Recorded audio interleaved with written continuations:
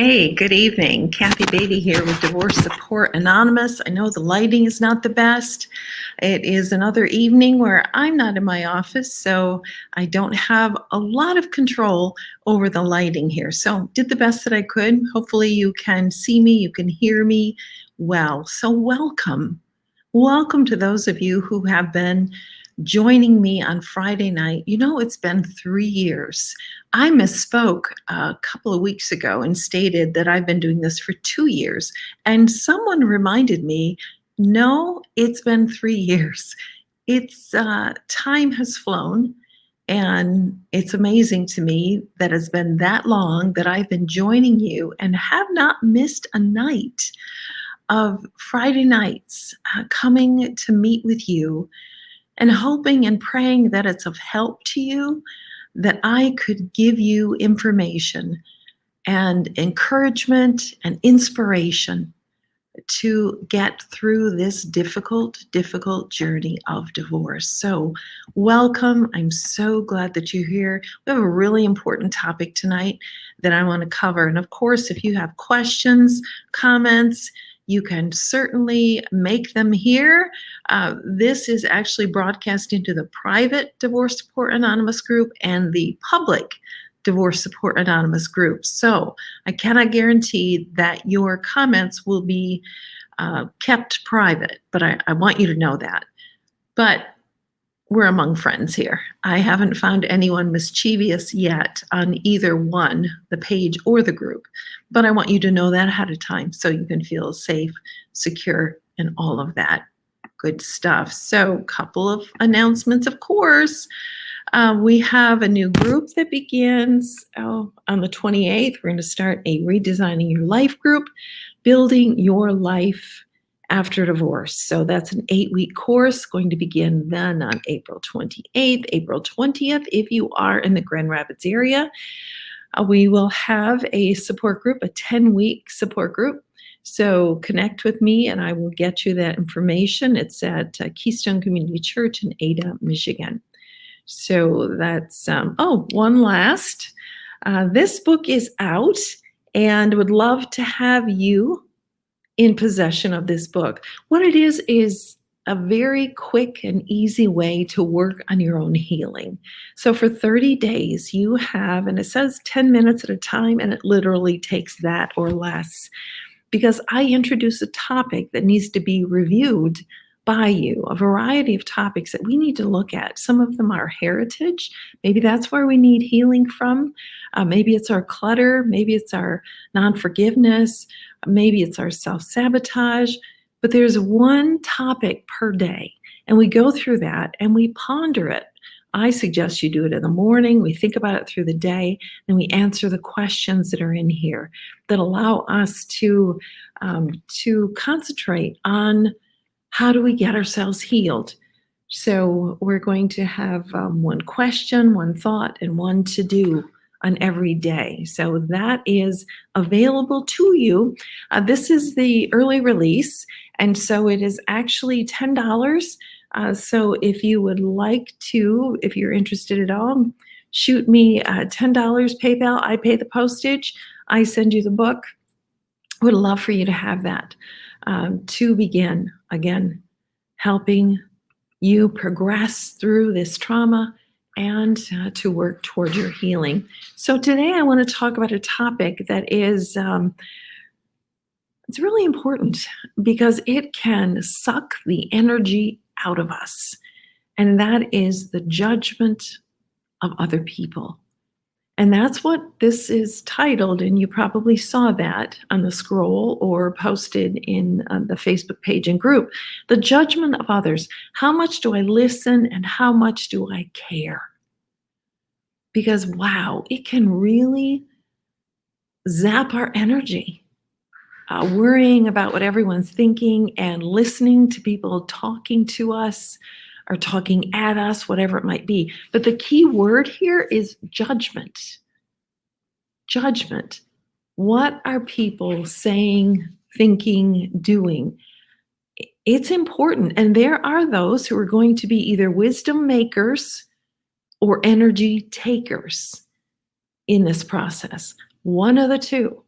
And you have probably encountered both the wisdom makers, those who really care about you and care about what you're going through and what's happening to you, and then the energy takers, the gossips, or the people who want to give you advice, poor advice. So let's talk about that this evening. And I want to start this by stating this is your struggle and your decision. It is a deeply personal decision. If you were the one who left the marriage, you have your reasons. This is your struggle and your decision.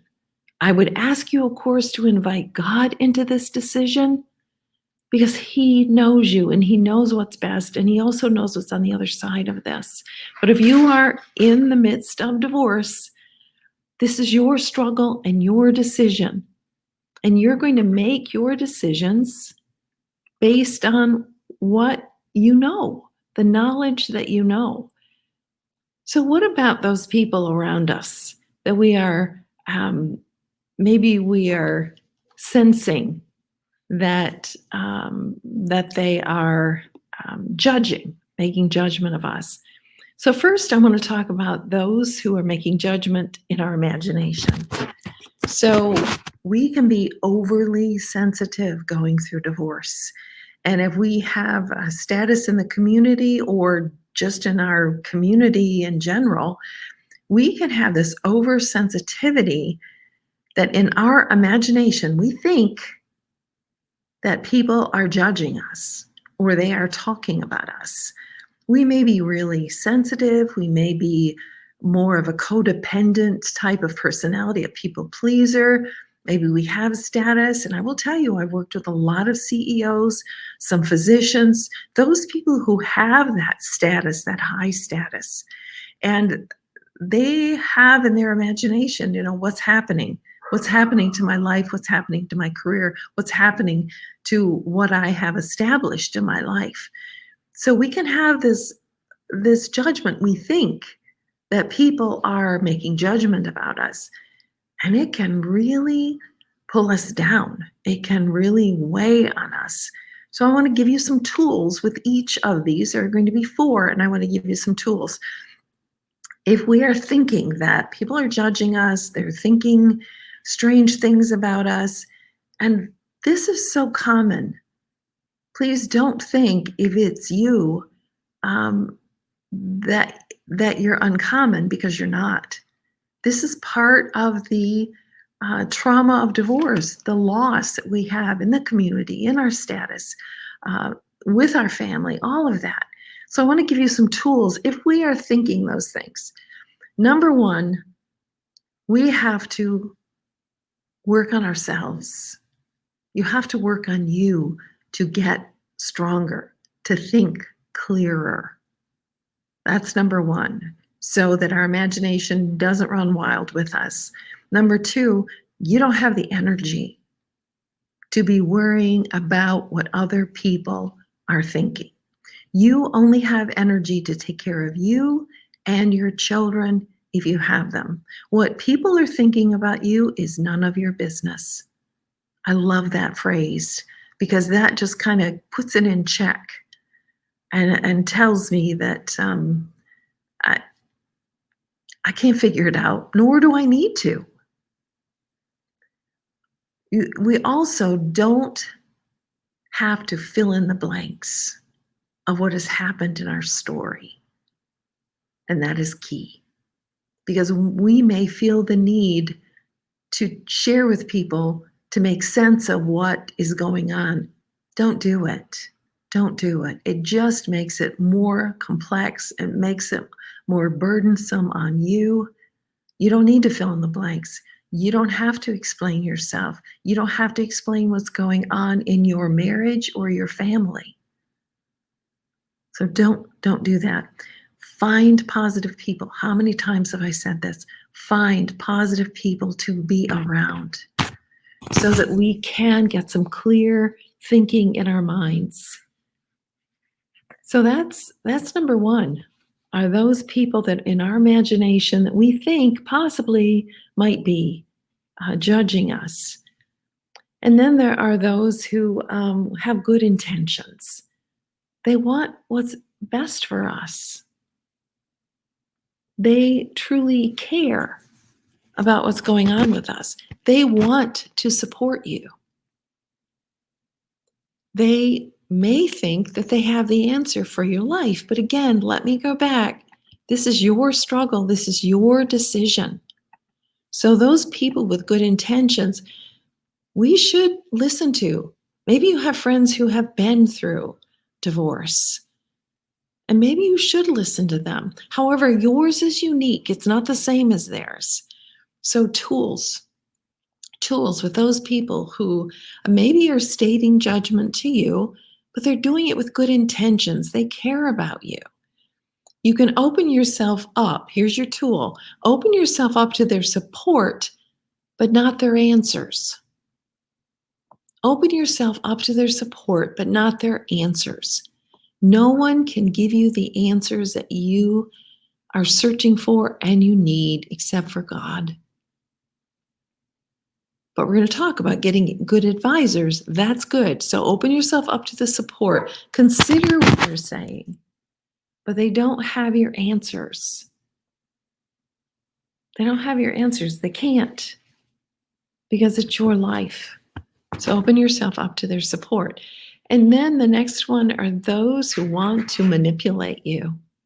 It's true. Even in your most vulnerable time, there will be those who want to manipulate you. It may be your former spouse, or soon to be former spouse, wanting to manipulate you. It may be family. Maybe family who is trying to judge you and tell you what to do and shame you into doing what they think is best for you. Does what they sense is best, they feel is best.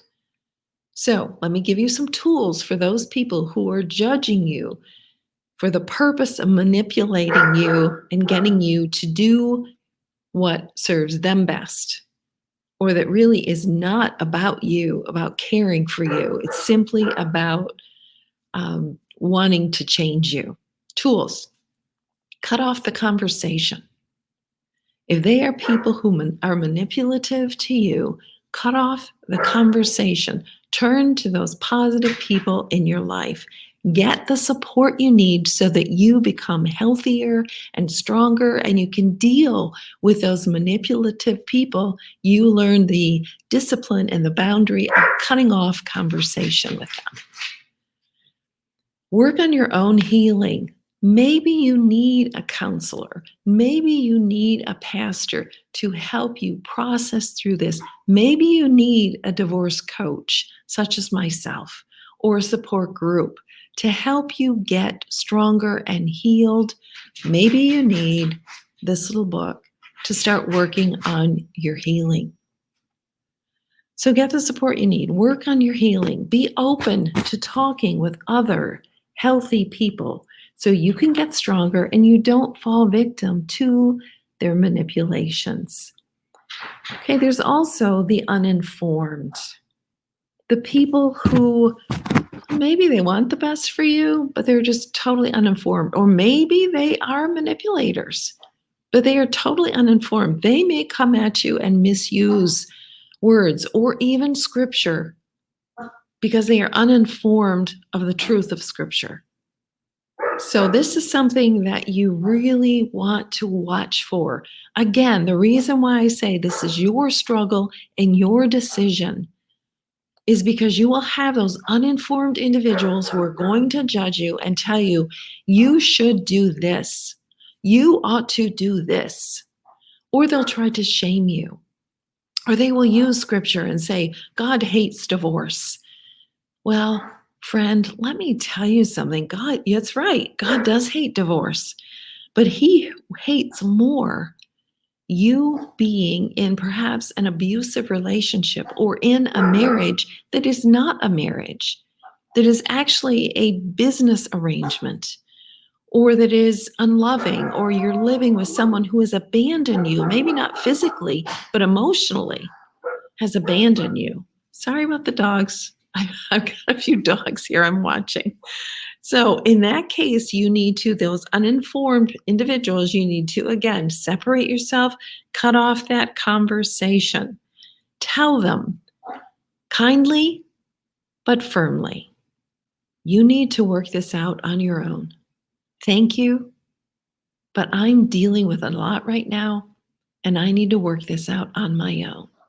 It is between me and my God. This is my struggle. This is my decision. So, another question we could ask in going through this, these 4 different types of judgmental people, is how do you tell the difference? How do you tell the difference in these folks? You have to do your own work. You have to do your own work. You have to ask for wisdom. And let me just go down here to some of the Lord gives wisdom. From his mouth come knowledge and understanding. So you are going to have to be doing your own work and your understanding of what you need to be doing, what is right for you. So, for the Lord gives wisdom, you've got to ask for that wisdom. And he says, call to me and I will answer you and I will tell you great and hidden things you do not know. And I love this verse because I've seen it. I have seen God reveal things to me that I did not know and never would have known or sensed had I not called to him who is all wisdom and all life and truth. And then we need counselors. Without counsel, plans fail, but with many advisors, they succeed. The key to here is to know who to listen to. Who is the counsel that is worthy of your time and attention and having access to your life and heart? Who cares for you? Who stands for you? Who wants the best for you? Who are those people? Those are the people you need to listen to. And for those who choose to judge you, that's on them. It is not on you. You have your work to do to get healthy, to get focused, to be doing the right things for you. Get the counsel. Call out to God. Get his wisdom in making the biggest decisions that you will make in your entire life. I hope that's of help. Hope to hear from you, and we will talk soon. Thanks for being here tonight. Good evening.